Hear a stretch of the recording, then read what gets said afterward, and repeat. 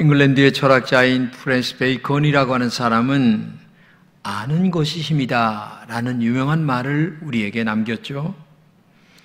왜냐하면 인간의 지식과 힘이라고 하는 것은 거의 같이 따라가게 되어 있어요. 그래서 많이 공부하고 많이 아는 사람이 그 어떤 권력이나 힘을 갖게 되는 거죠. 그래서 성경 잠언 24장에도 이런 말합니다. 지혜 있는 자는 강하고 지식 있는 자는 힘을 더하나니. 그렇죠. 지식은 곧 힘을 만들기 때문에 많은 사람들이 많은 것을 알려고 돈을 투자하며 공부를 하고 있는 겁니다. 그런데 조지 오웰이라고 하는 사람은 소설 1984년이라는 데서 이런 말을 합니다. 무지는 힘이다 라는 말을 하죠. 정반대는 또 얘기겠어요. 사실 이 무지라고 하는 말은 나쁜 힘으로 작용한다는 얘기예요. 그래서 인간의 무지 때문에 공산당이 만들어지게 되고 그 공산당은 많은 생명들을 죽여버리게 되죠. 인간의 무지로 전쟁을 하게 됩니다. 인간의 무지로 동성애가 얼마나 나쁜가를 알면서도 이걸 극대화시켜 나가 퀴어 축제 같은 것을 하는 것이 인간들이에요. 인간의 무지는 쾌락만을 즐기게 합니다. 육적인 쾌락, 즉 동물처럼 살아가게 만든다는 얘기예요. 인간의 무지는 자기만을 또한 알게 만듭니다. 인간의 무지가 가장 무서운 것은, 절정에 달하는 것은 하나님을 배척하는 단계까지 다다르게 된다는 거죠. 얼마 전 필리핀의 두테르테 대통령이 이런 말을 했습니다. 누구든지 천국에 있는 신과 대화를 하거나 셀카를 찍어 나에게 보내준다면 나는 당장 대통령직을 내려놓겠다. 이런 말을 이게 불과 15일 전에 한 말입니다. 여러분, 하나님은 영이십니다. 그래서 인간의 눈에 보이질 않아요. 그러나 하나님은 정말 존재하시는 분이에요. 그 하나님을 인간의 이성과 인간의 한계로 하나님을 평가하려고 하니까 이런 무식한 말까지 나오게 된다는 얘기죠. 오늘 본문에서 하나님께서는 아담과 하와를 만드시고 에덴 동산을 선물로 주셨어요. 그러면서 에덴 동산에 있는 모든 것들을 너희가 다 마음대로 먹어라.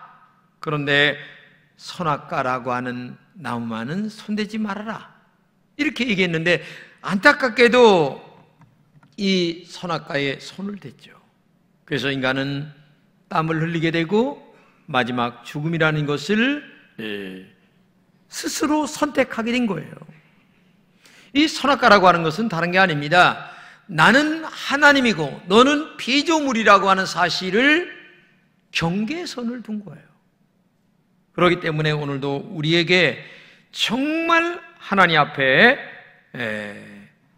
이렇게 큰 잘못을 저지른 일들은 있어서는 안 된다라고 하는 사실을 우리가 알아야 돼요. 그러면 이런 결과를 만들게 된 이유는 뭐냐? 한마디로 얘기해서 그 에덴 동산이라고 하는 그곳이 얼마나 축복된 곳입니까? 그런데 그 아름답고 축복된 곳에 살면서 하나님 앞에 그 축복을 감사로 보답하지 못했기 때문에 그래요. 아담과 하와는 하나님에 의해 흙으로 만들어진 존재죠. 그리고 에덴 동산이라고 하는 너무나 큰 축복을 선물로 받은 하나님의 백성이에요. 그런데 하나님께 받은 에덴 동산의 축복을 알지 못하고 가장 큰 불행의 씨앗이 되고 말았어요. 나에게 주어진 하나님의 축복을 감사하지 못했기 때문에 이런 결과를 만들게 되는 거예요. 우리 주변에 보게 되면 나보다 잘난 사람 많아요. 나보다 못난 사람도 있고 나보다 높은 자리에 있는 사람도 있고 그런 것들만 바라보면 우리는 감사할 수가 없어요. 아담과 하와의 문제는 지금 현재 주어진 에덴 동산이라고 하는 축복을 감사로 알지 못했다는 것, 그것이 문제입니다. 그러다 보니 하나님의 자리까지 넘보았어요. 선악과는 우리가 침범해서 안 될 하나님의 영역이거든요. 그런데 그 영역까지 침범하는 것은 지금 나에게 주어진 이 우리의 주변의 환경이나 모든 조건들을 감사하지 못했기 때문에 그런 결과를 가져오게 됐다는 거죠. 정말 우리가 인생을 살면서 오늘 여러분들 이렇게 교회에 나오셨습니다. 날씨가 얼마나 더워요? 그런데도 이렇게 교회 나와서 하나님 앞에 예배 드린다는 것 자체가 얼마나 큰 축복으로 생각하면서 나오셨는지 모르겠어요. 어떤 분은 막 화를 내면서 나왔겠죠. 이렇게 더운데 주일날은 그만두고 오늘 같은 날은 쉬지 왜? 하면서 나오시는 분도 있고, 아이고 그래도 오늘 주일날이야 무덥지만 하나님 앞에 나가야지 하면서 나오신 분도 있겠죠. 여러분, 이 감사하는 마음은 하나님께서 인간에게 주신 최고의 선물 중에 하나입니다. 생각을 바꾸면 이 생에 감사할 일들이 너무나 많아요. 여러분, 동물이 아니고 인간으로 태어난 것이 얼마나 감사합니까? 밤하늘에 반짝이는 별들을 보는 것이 얼마나 감사한 일입니까? 아침에 일어나 숨을 쉬고 이 자리에 나와 앉아 있다는 것이 얼마나 감사합니까? 왜? 오늘 이 자리에 나오고 싶어도 못 나오시는 분들이 많아요. 몸이 아파서. 네? 근데 여러분들은 아무 걱정 없이 나왔어요. 그러면 이게 감사한 일이 아니에요? 너무나 감사한 일이에요. 감사하는 마음은 모든 것을 바꿀 수가 있어요.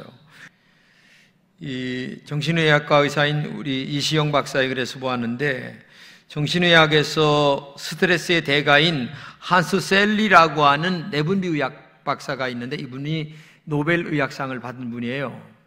근데 이제 나이가 들어가지고 하버드 대학에서 마지막 고별 강연을 이제 하게 됐습니다. 그러니까 얼마나 많은 사람들이 왔는지 몰라요. 그래서 이제 강연이 끝난 다음에 박수갈채를 받으면서 이제 이렇게 계단을 내려가게 되는데, 갑작스레 이 젊은 기자 하나가 쫓아오더니만, 한수 박사님, 한 가지만 알려주세요.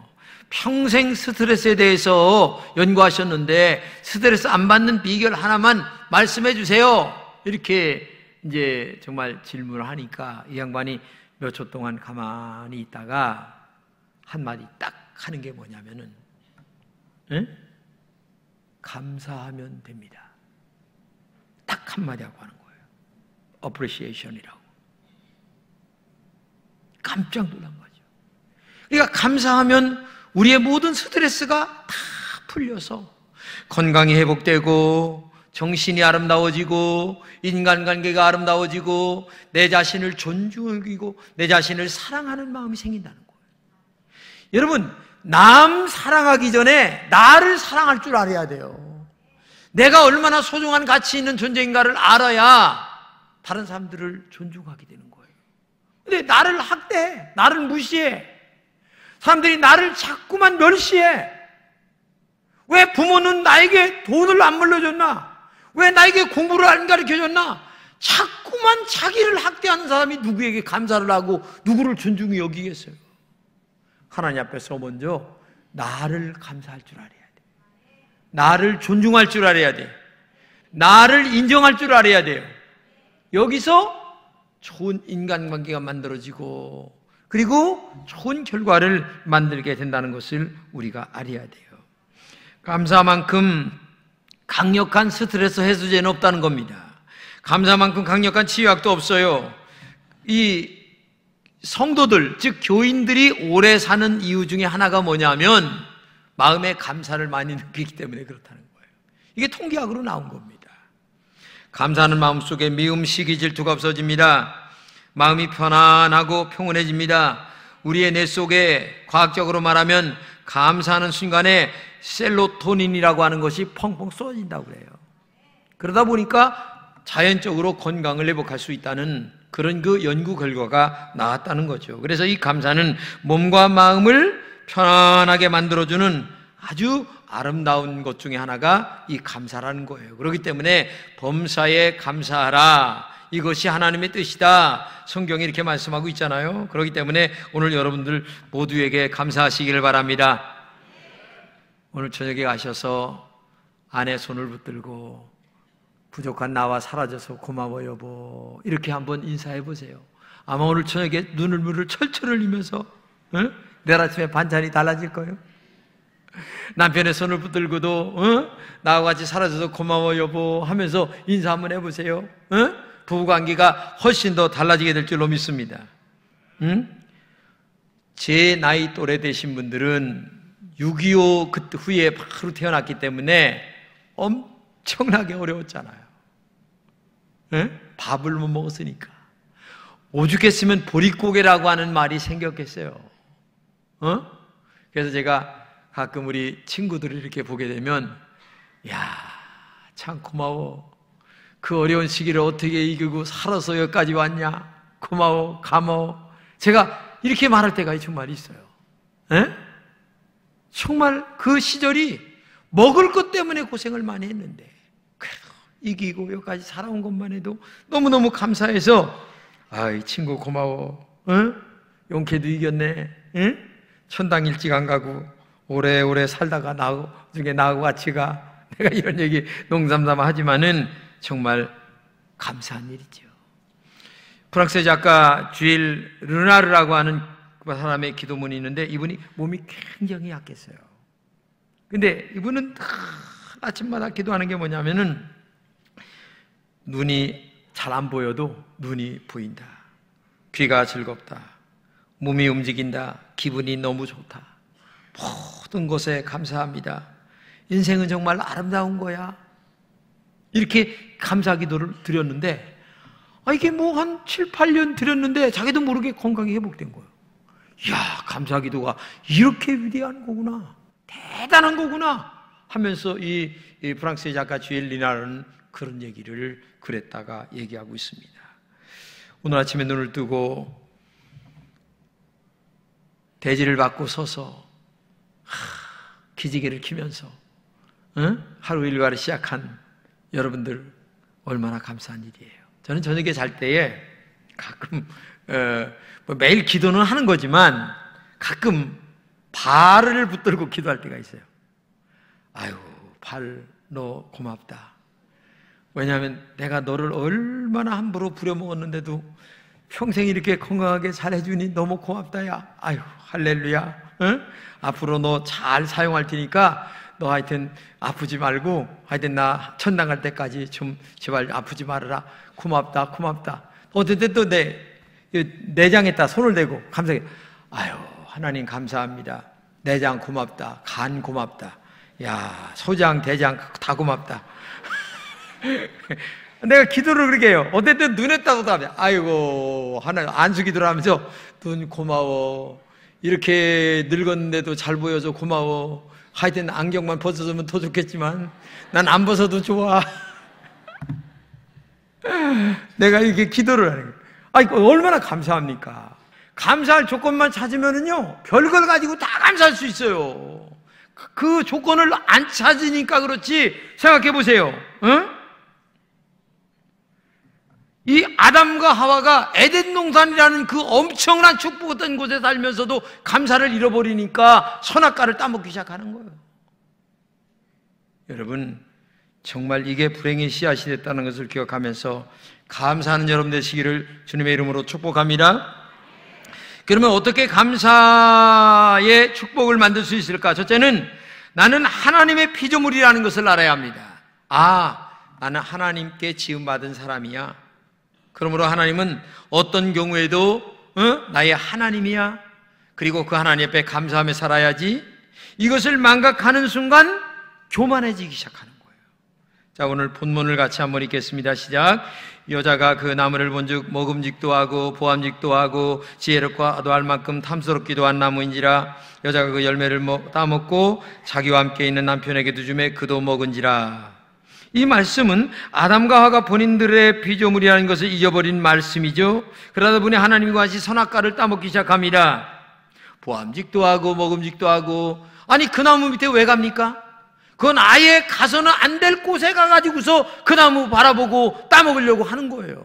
지금 이게 문제가 되는 거예요. 그 한마디로 얘기하면 자신의 위치를 잃어버리는 거예요.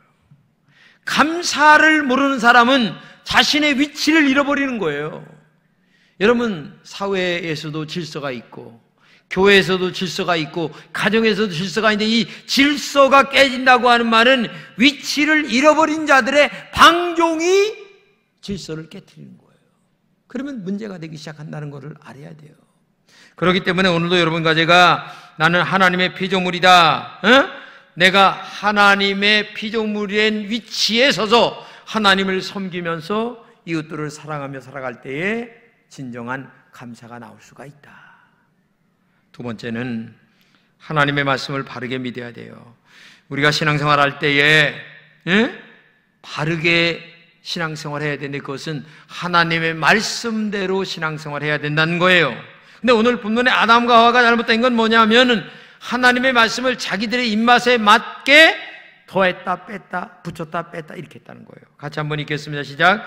여자가 뱀에게 말하되 동산나무의 열매를 우리가 먹을 수 있으나 동산 중앙에 있는 나무의 열매는 하나님의 말씀에 너희는 먹지도 말고 만지도 말라 너희가 죽을까 하노라 하였느니라 이렇게 얘기했어요. 그러나 그 2장 17절에 보게 되면 뭐냐면 선악을 알게 하는 나무를 먹는 날에는 반드시 죽는다 이렇게 얘기했거든요.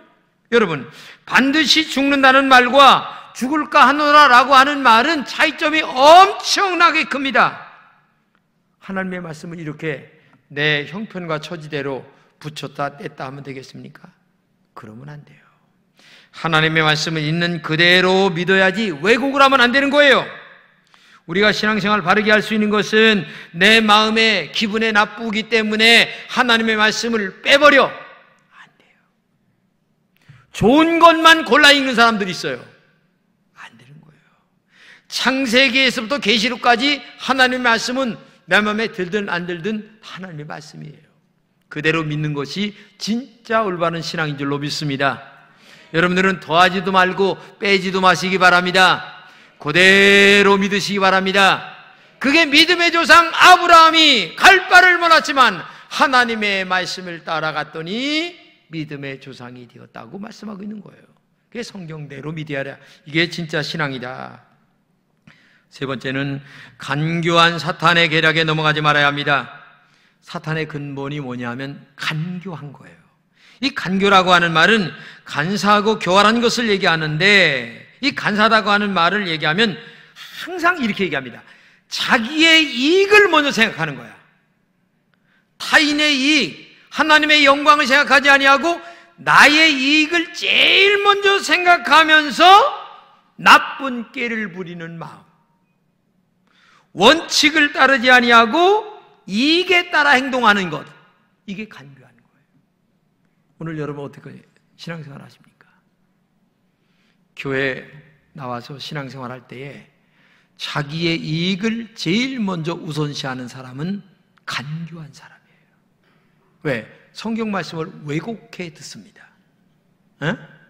자기에게 좋아하는 말만 들으려고 해요. 그러면 신앙생활 안 돼요.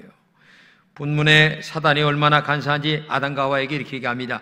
동산 모든 나무의 열매를 먹지 말라 하시더냐 이렇게 물어요. 하나님은 모든 나무의 열매를 먹지 말라고 하지 않았어요. 99.99%는 네가 먹고 0.001%인 이 선악과 나무의 열매만을 먹지 말라고 했습니다. 그런데 동산의 모든 나무라고 간교하게 꼬입니다. 이런 질문에 결국 아담과 하와는 넘어지고 말게 되는 거죠. 사단은 오늘도 우리에게 이렇게 간교하게 찾아옵니다. 우리의 형편이나 처지를 잘 이용해요. 이렇게 얘기합니다. 야, 너만 그렇게 잘 믿는 것처럼 다른 사람 봐라야. 어느 장로 보니까 술 먹고 담배 먹고 다 하더라야. 근데 너만 뭐 잘 믿는 것처럼. 어느 장로 권사 보니까 뭐 주일날도 빠지고 밥은 빠지고 뭐 하는데 너는 매번 형편 따라 좀 믿어. 그거 좀 요령 있게 믿어야지. 그게 뭐 하는 거야? 꼬지직하게. 어때 사람이 이렇게 머리가 안 들어가? 여러분 이게 사탄의 전략이에요. 제가 예수 처음 믿었을 적에 그날 모를 심는 날인데 사람이 없었어요. 우리 아버님이 주일날인데 야 오늘 그래 이 바쁜데 뭐 심어야지. 그래 오늘만 이렇게 말씀하셔요. 안 됩니다. 난 주일 성경 지키고 가야 됩니다. 그래서 제가 성경 지키고 교회 가니까 우리 아버지가 어떻게 분하신지 그 논바닥에 주저앉아 우시더라. 이 바쁜데 한 번만. 저는 그때 그 일을 지금도 기억을 하는데 정말 아버님이 보실 적에는 너무 야속한 아들같이 보였겠죠. 그러나 저는 주일 성수 때문에 정말 그렇게 할 수가 없었어요. 신앙이라고 하는 것은 비교하면 안 됩니다. 하나님의 말씀이냐 아니냐가 더 중요한 거예요. 어느 사람을 끌어들이지 말아야 합니다. 하나님 말씀대로 내가 살면 그것이 전부입니다. 그런데 사탄은 다른 사람들과 늘 비교하게 만들어요. 에? 너보다 더 잘 믿는다고 하는 아무개 봐라. 너보다 오래 믿었던 아무개 봐라. 그 사람도 이렇게 믿는데 너는 뭐 늦게 나간 주제가 이렇게 얘기를 하는 거예요. 그래서 비교하면서 그러면 나보다 오래 믿은 장로님도 저렇게 하는데 나는 그러면 뭐 이렇게 하면서 자기 합리화를 이끌어내기 시작하는 거예요. 이게 큰 문제입니다. 여러분 절대 어떤 경우에도 합리화를 끌어내는 그런 신앙은 하나님의 축복이 될 수가 없다는 것을 기억하고 언제나 비교하지 말고 하나님의 말씀이냐 아니냐 이것이 더 중요하다는 것을 기억하고 말씀대로 따라가는 여러분 되시기를 주님의 이름으로 축복합니다. 강화도에 교산교회가 처음으로 세워졌는데 이 교산교회를 세우게 된 이유가 있어요. 선교사가 가지고 서당 훈장을 전도를 했는데 김상임인데 이분이 극구 반대를 하는 거예요. 그래도 끈질기게 전도를 했는데 이 양반이 예수를 믿고 교산교회를 세운 거예요. 근데 이 김상임의 친구가 누구냐면 원래 이름이 박능일이 아니고 다른 이름인데 박능일이라는 사람이에요. 근데 친한데 이놈이 먼저 예수 믿으니까 승질 난다고 헤어졌어. 근데 나중에 전도가 돼가지고 예수를 믿었어요. 근데 이 사람 친한 친구들 7명이 모여서 이왕 예수 믿을 바에는 우리 잘 믿자. 왜? 십자가의 은혜가 너무 감사하지 않냐? 그래가지고 이름을 바꾸기 시작해요. 자루에다가 이름을 써가지고 능자, 곤자, 신자 가운데 이름을 써가지고서 뽑아. 그리고 마지막 이름을 하나 일자 있잖아요. 그래서 그때 믿었던 사람들이 이 박능일, 권신일, 종순일, 김경일 등 이게 끄트머리 일자 신앙이 되는데 지금 이 강화도에 30%가 지금 그 당시에는 70%가 있습니다. 지금도 30%예요. 그러니까 얼마나 고지식하게 하나님을 잘 믿었으면 오늘 지금도 강화도의 30%가 신앙생활하고 있나를 알아야 되잖아요. 오늘 여러분 사탄은 간교하게 우리에게 찾아옵니다. 너만 잘 믿느냐? 그래 나만 잘 믿는다. 나는 십자가의 은혜만 바라본다. 나는 더하지도 않고 빼지도 않는다. 너는 잘 빼고 더하기를 하는데 나는 안 빼. 나는 안 더해. 오직 하나님의 말씀이냐 아니냐가 중요해. 이런 믿음을 갖고 살아가야 우리가 바른 신앙 될 줄로 믿습니다. 우리가 예수를 바르게 믿고 그리고 은혜롭게 살기 위해서는 내가 지금 살고 있는 이 여건이 얼마나 축복 가운데 있나를 알고 지금도 감사해야 될 줄로 믿습니다. 여기 올라오신 여러분들은 건강해서 올라왔어요. 감사해야 돼요. 지금 병원에 가보세요. 얼마나 많은 사람들이 지금 땅을 치며 통곡하고 있나를 알아야 돼요. 그러면 오늘도 감사, 또 감사, 또 감사. 하여튼 감사하셔서 날마다 승리하는 여러분 되시기를 주님의 이름으로 축복합니다.